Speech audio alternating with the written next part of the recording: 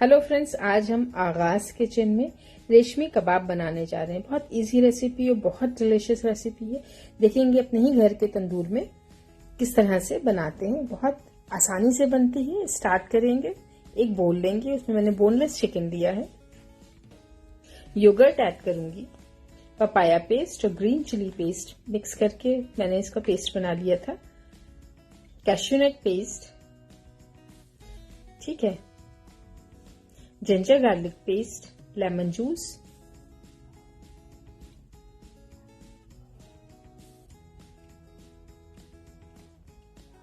Salt add करेंगे इसमें।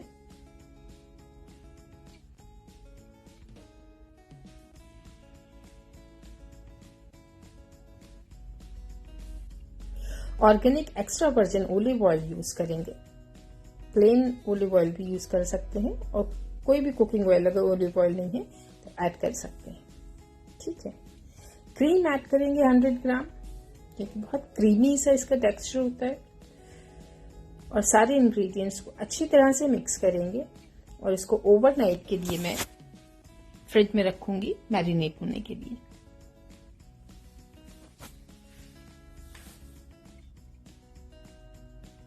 बहुत अच्छी तरह से मिक्स करेंगे ताकि सारे जितना भी मसाला है सब अच्छी तरह से चिकन में लग जाए।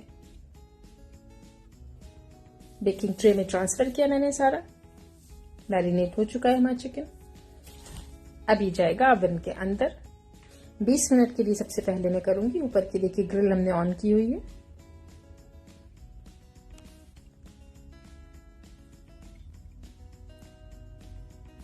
बीस मिनट हो चुके हैं। देखिए एक साइड हमारा कंप्लीट हो चुका है। अब मैं इसको टर्न करूंगी दूसरी साइड में। बहुत आराम से सारी पीसेस को फ्लिप करेंगे।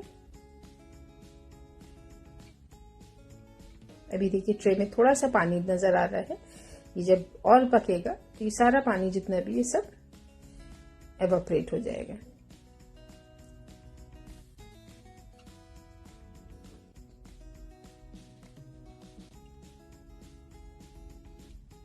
ये आधा गला है, पूरी तरह से पका हुआ नहीं है। हम इसको फिर से ओवन में डालेंगे, ग्रिल में अपने डालेंगे, बटर इसमें ब्रश करेंगे।